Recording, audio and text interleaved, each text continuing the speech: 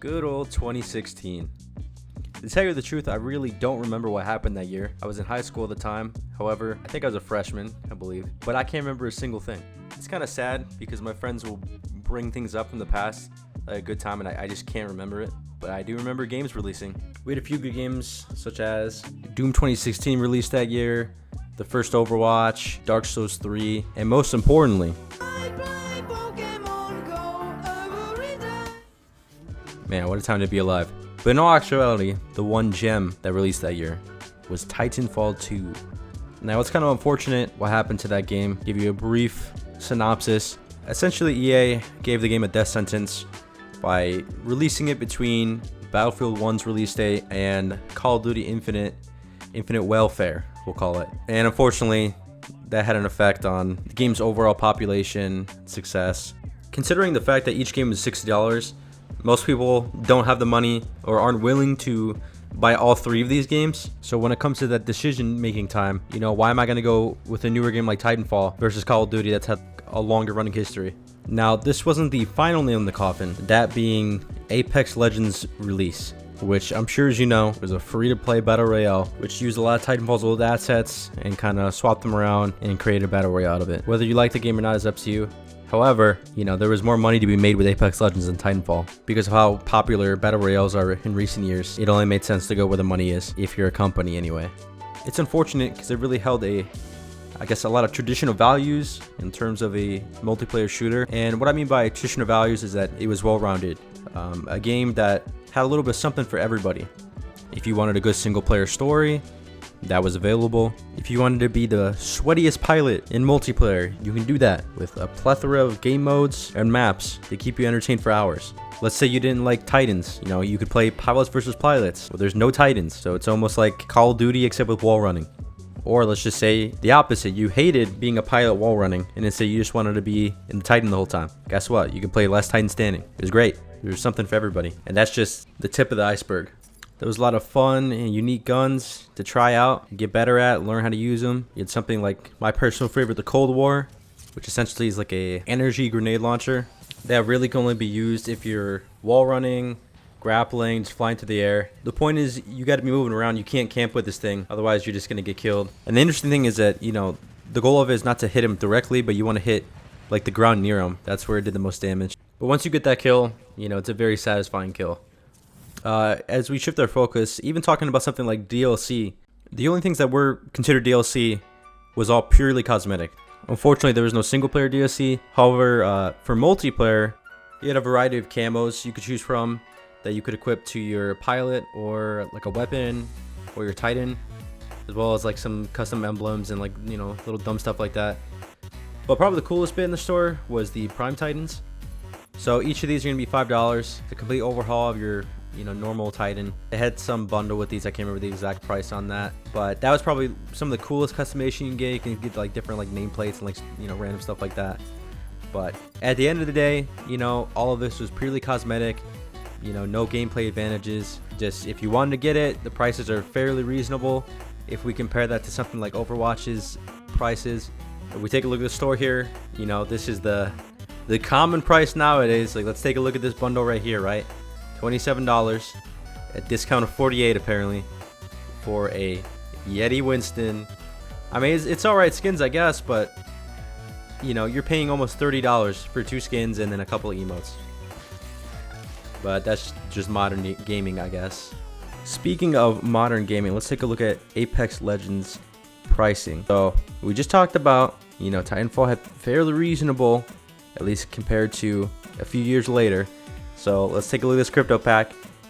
Initially priced $67, imaginary, made up price, discounted by 25%, so $50. Plus you get some of these little winter packs, and you gotta pray and hope you get the skin you want for the little winter packs or whatever. Like I said, they're just following where the money goes, pretty much. People are willing to, buy these skins. I'm not gonna lie, I've also bought some skins in the past too. And the other side effect of this is that, if you actually play the game regularly enough, I would say at times you feel almost obligated to buy a skin when you see everybody else has a skin and here you are, with a little default skin. So that's just an unfortunate side effect of the way this works. They do have some nice skins, don't get me wrong, but I do miss the good old days where you just buy the game, you know, and you can unlock everything in the game. Something like Halo Reach's menus, where pretty much any armor you see, you can get with just playing the game, earning the credits, tells you exactly how many you need. Everyone has the same access to all the customization. You can customize it, you know, a million different ways. But at the end of the day, everything you see in the game, you can unlock by just playing the game. Simple concept, really.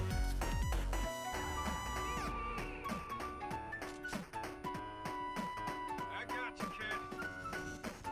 2016 was a pretty decent year for games. It really is a shame Titanfall wasn't more popular than it was. It had a lot of good things going for it. Very solid gameplay, very solid multiplayer, and I had a lot of good times and memories and friends I made on that game. Now you might be wondering, why is this guy talking about Titanfall 2 today? Well, honestly, I had a lot of old clips and I wanted to upload them. So if 720p footage sounds good to you, feel free to stick around. Otherwise, thank you for watching.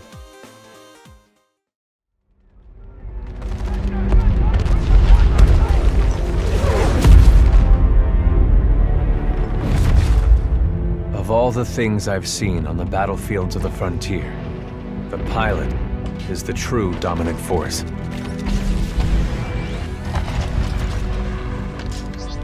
Fast and agile. Graceful, yet devastating. Perceptive. Resourceful.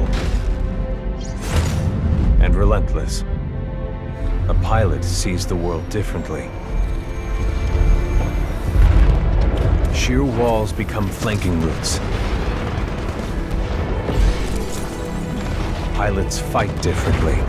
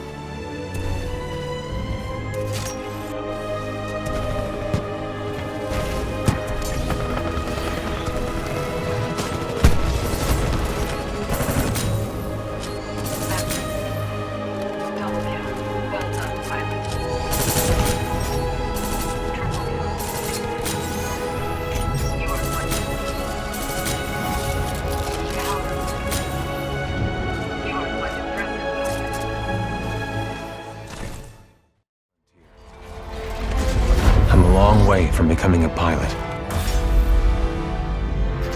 But when that day comes, I hope I can live up to the honor.